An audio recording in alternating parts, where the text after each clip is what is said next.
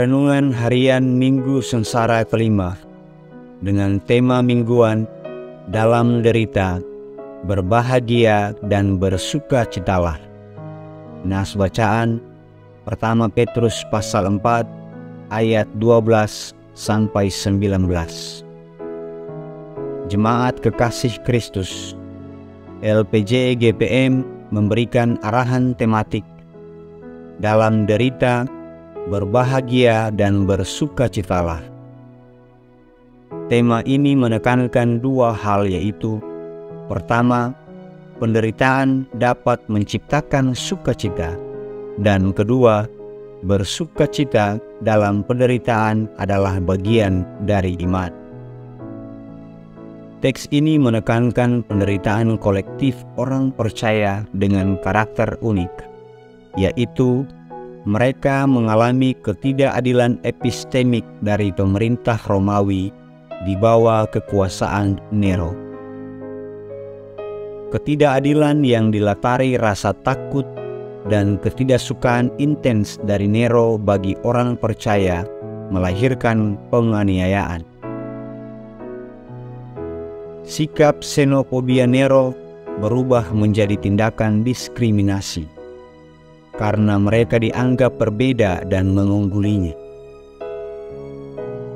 Sebagai kelompok minoritas dalam lingkungan yang tidak bersahabat, mendakwa dengan ketidaksukaan dan permusuhan positif.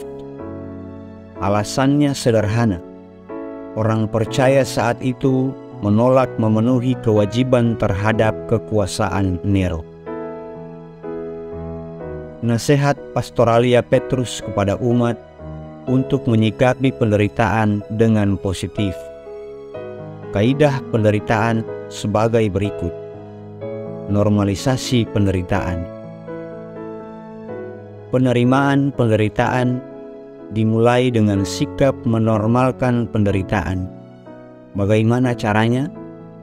Pertama, Petrus menasihati umat dengan nada dan sapaan positif untuk memberi impresi negatif.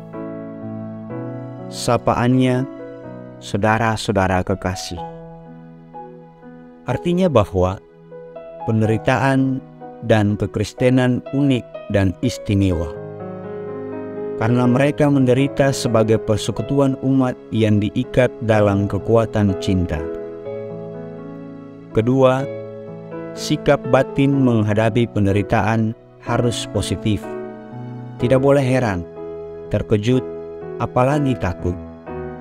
Sebab penderitaan itu bukan kekuatan pengontrol yang menyerap seluruh energi positif dari batin manusia. Karena itu, tidak boleh heran, terkejut, apalagi takut. Karena penderitaan bukan luar biasa. Sebaliknya, hal biasa dan normal dari hidup manusia. Kalau manusia tidak menderita, pertanda ia mati dan tidak bertumbuh dalam iman. Orang percaya harus terbiasa dan membiasakan atau menormalkan diri dengan penderitaan. Karena penderitaan ini memiliki benefit ganda, yaitu pertama, penderitaan tidak menghancurkan orang percaya, tetapi menguji dan memurnikan iman dan pemuridan dan akta iman untuk aktif berbagi, berpartisipasi dengan penderitaan Kristus. Hak privilege untuk menderita dan dimuliakan bersama Kristus. Hal ini mengindikasikan penderitaan adalah jalan menuju kemuliaan. Sikap batin yang benar dan tepat adalah bersukacita dan tenang. Penderitaan memproduksi iman dan sukacita. Semakin menderita, semakin bersyukur dan bersukacita.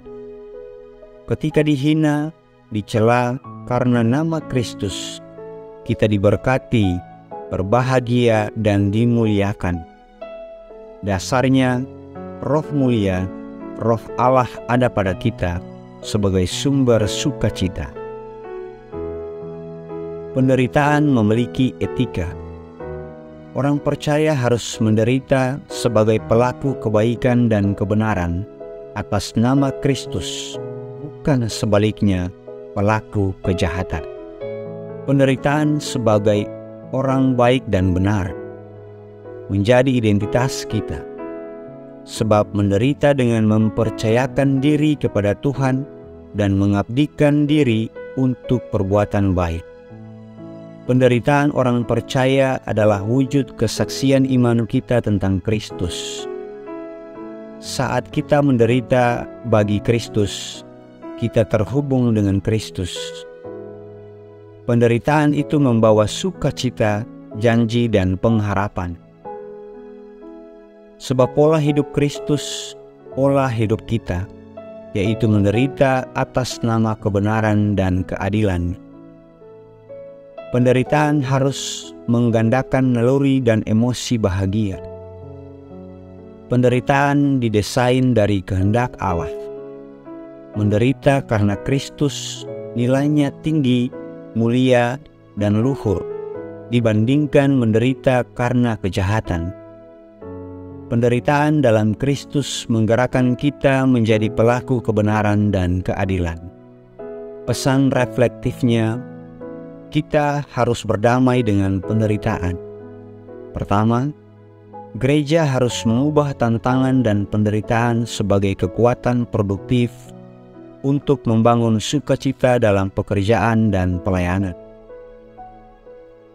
Jadikan penderitaan sebagai jalan masuk untuk menggandakan kebahagiaan dan berkat. Kedua, gereja harus bangga menderita sebagai kebenaran dan keadilan.